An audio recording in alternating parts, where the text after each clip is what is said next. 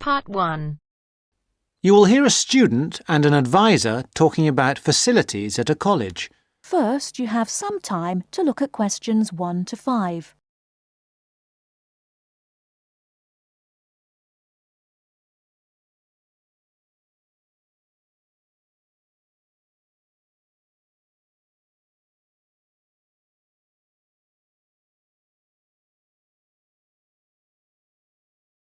Now we shall begin.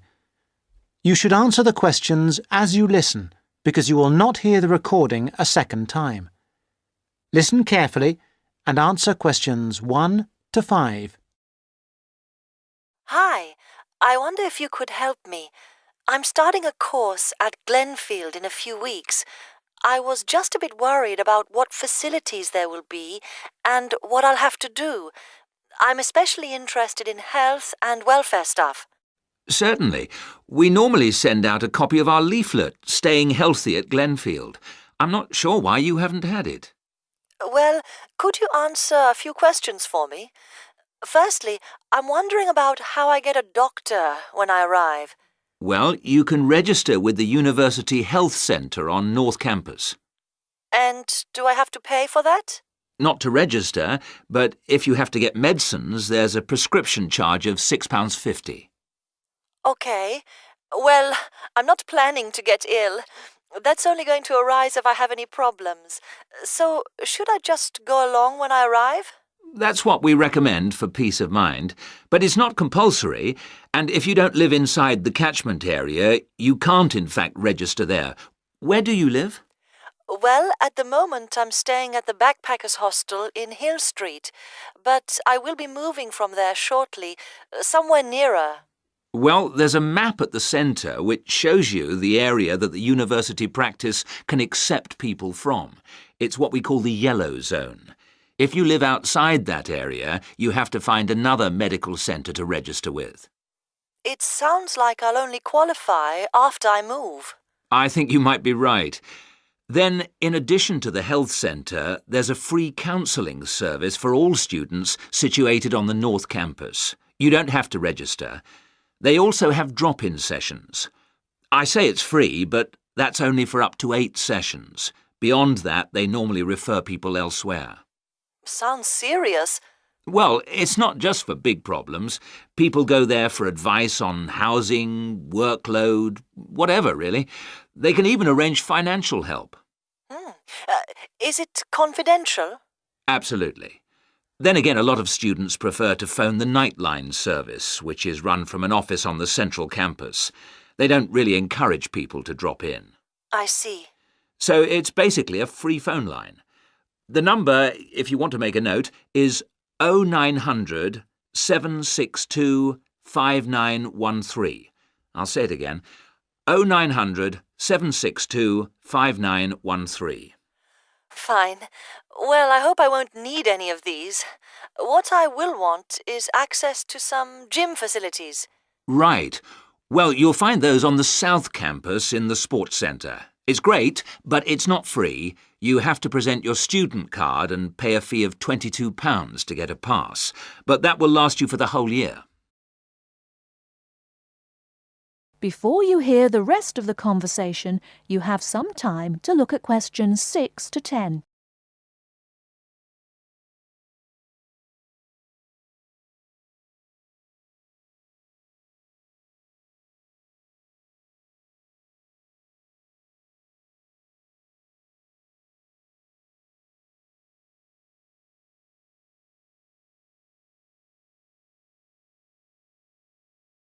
Now listen and answer questions 6 to 10.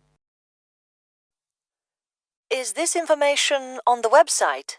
I'm afraid not. I can send you some leaflets or even resend the whole information pack if you give me your details. Could you send the whole information pack, please? Yes, that's fine. I'll have to take down some details. Could you tell me your full name? Sonia Orr. S-O-N-Y... No, I'll spell it. S-O-N-I-A. Then Orr is O-R-R. Orr. OK. And you said you were on Hills Road? Yes, but don't send it there as I'm about to move. I'll give you my new address, which is 22 Winter Gardens. That's Glenfield. And the postcode? Oh, yeah, that's GF23 9BQ. Fine. Now, we're doing a bit of data collection about who uses our services at the moment. Can I just ask a few more questions? Yes, that's fine. OK. If you're an international student, what country are you from? I'm from Switzerland. And how old are you? I'm 24. And finally, which course are you enrolled on? Right, well, that's a bit complicated, since I'm hoping to switch to economics and history. But at the moment... I'm down to do economics and sociology. It's a joint degree. OK, I'll put that. Great. Well, I'll pop the information pack in the post, and you should get it soon. That is the end of part 1. You now have half a minute to check your answers.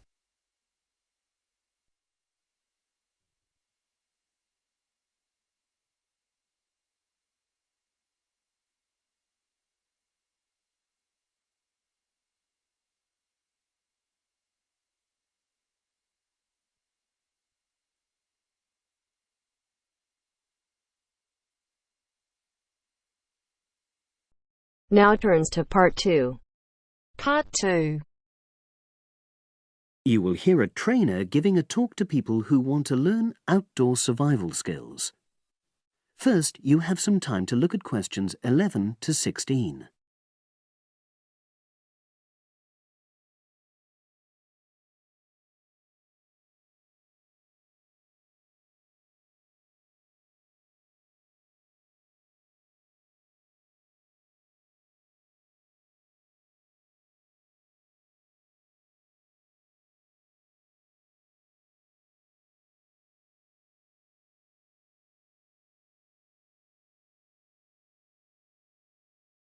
Now listen and answer questions 11 to 16.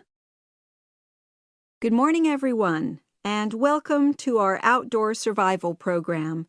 As you know, this week you'll be learning some of the basic information and skills you need to look after yourself independently in the outdoors. These first 2 days will be based here in the classroom, and then we'll be taking a camping trip to put into practice some of the things you've learned. I'm going to start off with the topic of food. And to start with, I'll describe just 2 methods which we'll be putting into practice at our camp, and which make use of natural resources, the steam pit and the bamboo pot. I've got 2 posters here to make things clearer, and I'll start with the steam pit here.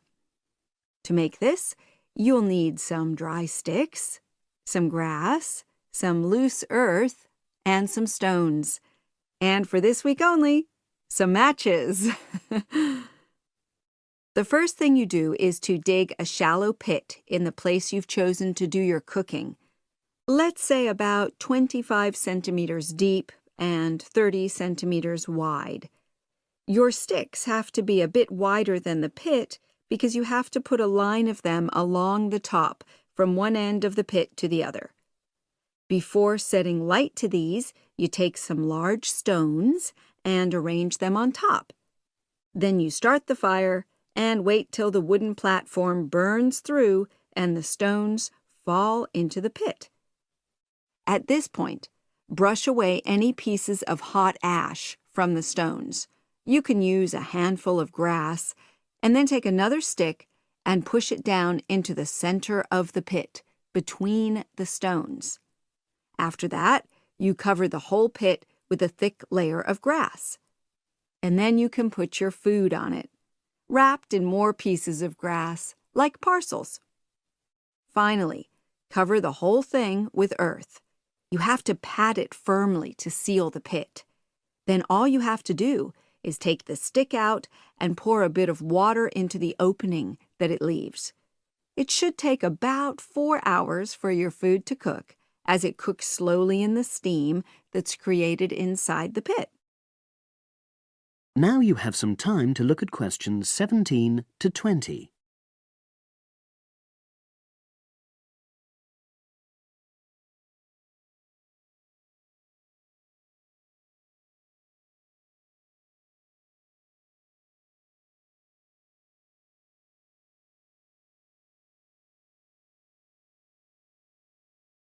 Now listen and answer questions 17 to 20. So, simple but effective. The other method you're going to practice this week is the bamboo oven.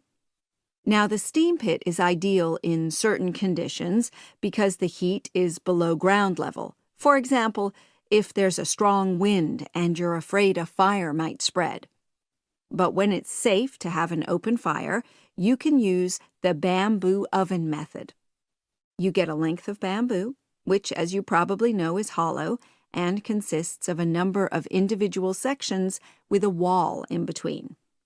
You use a sharp stick to make a hole in each of the dividing walls apart from the end one. Then you lean the bamboo over a fire, with the top propped up by a forked stick and the bottom sitting on the ground. You pour enough water in the top to fill the bottom section, and then light a fire underneath that section to heat the water. Then you put your food inside the top section, and the steam coming up the bamboo through the holes you made cooks it. I'm going to move on now to food itself and talk about some of the wild plants you might cook. I'm going to begin with fungi. That's mushrooms and toadstools. I'm sure you'll be aware that some of these are edible and they're delicious, but some of them are highly poisonous. Now, whether they're poisonous or not, all fungi that you find in the wild should be cooked before eating, because that helps to destroy any compounds in them that might be mildly toxic. But be aware that any amount of cooking won't make poisonous varieties any safer to eat. Unless you can definitely identify a fungus, you should never eat it. It's not worth the risk. And you need to be really sure, because some fungi that are poisonous are very similar in appearance to certain edible varieties.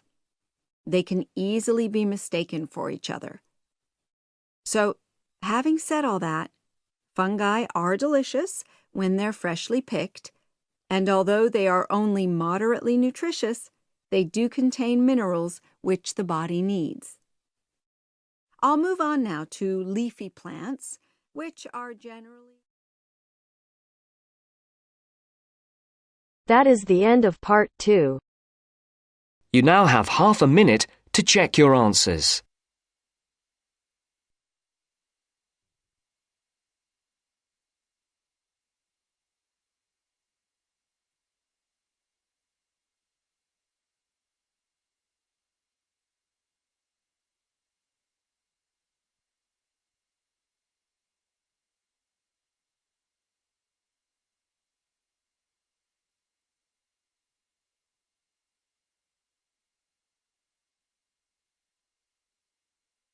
Now turns to part 3. Part 3. Mr. Jackson, who feels that he is physically unfit, is consulting with his doctor about his health condition. Before you listen to their conversation, you have a chance to read questions 21 to 24.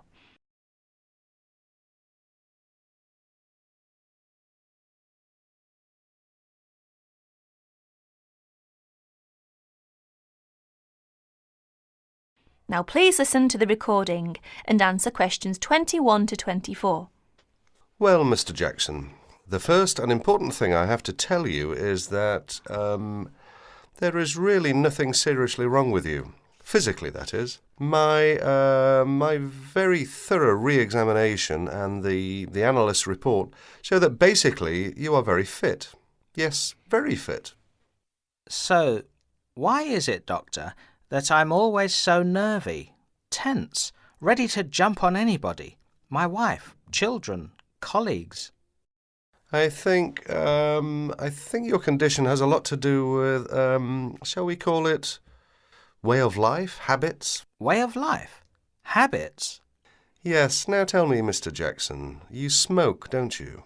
Yes, I'm afraid I do, Doctor. And rather heavily, I imagine. Well, yes. I smoke, about 40, 50 a day, I suppose. You should do your best to stop, you know. Yes, I see. But, well, it won't be the first time. I've tried to give up smoking several times, but it's no good. You see, 50 a day is overdoing it, you must admit. You must cut down at least that. Ah, yes. I know that when you're feeling tense, you probably feel that a cigarette relaxes you. But in the long run, I do advise you to make a real effort to quit smoking. Of course, but, well, it's easy to say give it up or cut it down, but, oh, you know. Well, in my opinion, you have no choice. Either you make a real effort or there's no real chance of your feeling better. You see, well, obviously I could prescribe some kind of tranquilizer, but would that help? I'd prefer, and I'm quite sure you'll agree, I'd prefer to see you really back to normal, not just seemingly so. And that's my reason for asking you several more questions about your other habits. Right. Now you have a chance to read questions 25 to 30.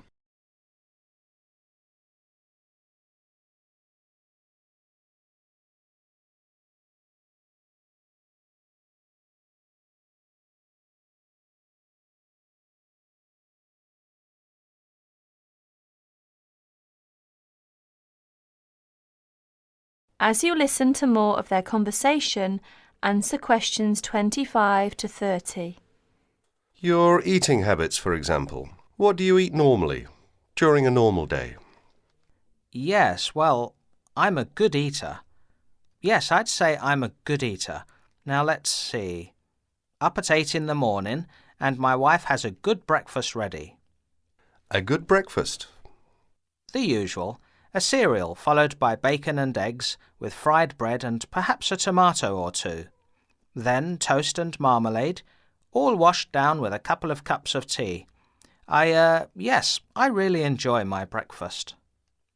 Yes. I can see you do, but I'd advise you to eat rather less. We'll come to that later. Go on. Then lunch. No, first brunch. A cup of coffee and a bun at 11. Lunch has to be quick, because there's so much to do in the office about that time, so I have a pint and a sandwich in the pub. All very hurried. Try to be in less of a hurry. But I make up for it in the evening. I get home at about 7. Dinner's around about 8. Yes, my wife's an excellent cook. Excellent. It's usually some meat dish, and we like spaghetti as a first course. Spaghetti, a meat dish, cheese, sweet. But then, at the end of the day, shall we say, then I begin to feel on edge again. Most evenings after dinner, we read or watch TV, but I get this terrible feeling of tension. Well, I'm sorry to have to say this because you obviously enjoy your food, but I really do recommend that you eat less, and secondly, that you eat more healthily. Instead of having that enormous breakfast, for example, try to be content with fruit juice and some cereal. I see, but 11 says right. Well, that's all right, but lunch should be more leisurely. Remember, your health is at stake, not your job. As for dinner, I'd advise you to eat a soup, perhaps, with a salad. A salad followed by some fruit. But my wife's cooking is superb, granted. And she probably enjoys preparing delicious meals for you. If you like, I'll have a word with your wife. No, that won't be necessary. Thanks just the same, Doctor, but no.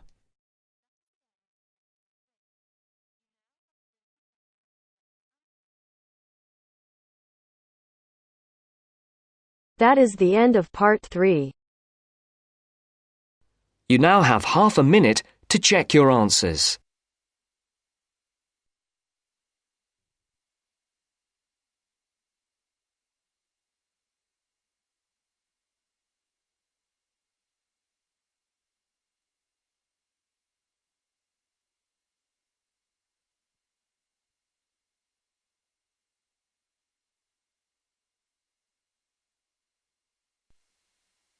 Now turns to part 4.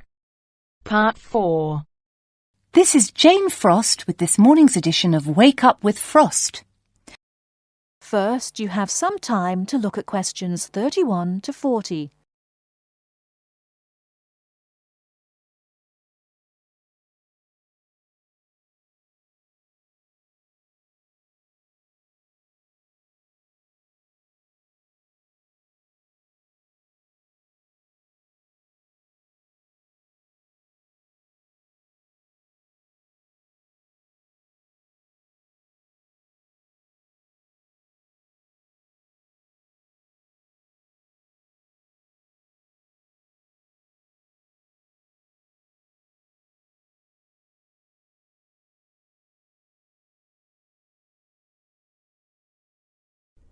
Now, listen carefully and answer questions 31 to 40. Good morning. This is Jane Frost with this morning's edition of Wake Up with Frost.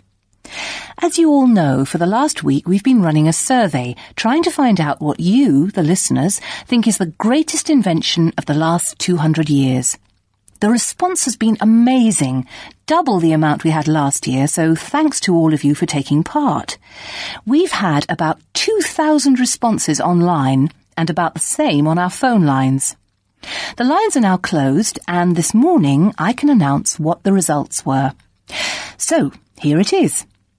You, the listeners, have chosen as the greatest technological invention of the past 200 years, and let me not forget to mention that 65% of you voted for this, it's the bicycle. Yes, the bicycle, first invented in 1818, and, would you believe it, the first bicycle was made of wood. The second bicycle had iron wheels. I cannot imagine what that must have been like to ride. It would have kept you fit at any rate. But for me, the best thing about the bicycle was what it did for women's rights. Yes, in the 1890s, it was the bicycle that meant women could change their clothing, start wearing trousers or pantaloons as they were known. Before then, women's clothes had been really uncomfortable, and I'd imagine quite difficult to breathe in. So, thanks to the ordinary bicycle, it was not only the man who wore the trousers in a home. Instead, women could now feel far more equal to their male contemporaries. And I'm sure you'll agree, the bicycle is a great way to get regular exercise, and of course, it's much better for the environment. And today, over 1 billion people all over the world ride bicycles, and for some, it's their only means of getting around from A to B. So, to all you bicycle riders out there, keep up the good work. Coming in a close second with 42% is the computer.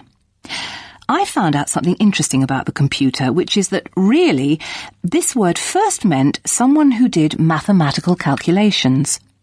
Of course, today, with the development of the personal computer, computers are being used for everything from home use to business and even digital photography. I don't know about you, but I can't imagine life without a computer now. I guess closely related to the computer is the internet, and this got 12% of your votes. Maybe, like myself, many of you might think of the internet as being the World Wide Web, but actually the web is only one part of the internet. The internet began as part of the United States military network, but it later began to be used by businesses and academic institutions. Of course, today, the internet has so many uses. We use it for shopping online and entertainment, as well as to find information and send emails. But sadly, there is a darker side to the internet, and some of you have sent me emails about this. Finally, with 5% of your votes, is the radio. We think the radio was invented by Marconi in 1896, and he opened his first radio or wireless factory in the United Kingdom in 1898. In 1906, a man called Reginald Fessenden gave the first radio broadcast from Massachusetts. Ships could hear him at sea, and apparently he played the violin. As yet, listeners, I've spared you from having to listen to my guitar playing. But certainly radio is still important. Let's not forget that it was by radio that the Titanic sent signals to other ships. And with the popularity of TV today, I was secretly pleased so many of you had still placed importance on the radio. So, there you have it, the results of our survey. I think there are still important inventions that were not chosen but deserve a mention. Nuclear power and, of course, communications satellite, something which I am certain will continue to change the face of how we communicate with each other over both long and short distances. In fact, for me, the mobile phone is one of the greatest inventions of the last 200 years, if I think back to my first phone and then I look at what is happening now. Children born today will probably be more likely to have their first experience of the internet on a mobile phone screen rather than a computer monitor. Some of the new mobiles that are now being sold make it just as easy and as quick to find information on the web as on a computer. And let's not forget that mobiles now have digital cameras, word processing facilities, so you can type all your documents, and even personal organisers. I think it's quite possible that the mobile may even replace computers one day. That is the end of part 4. You now have half a minute to check your answers.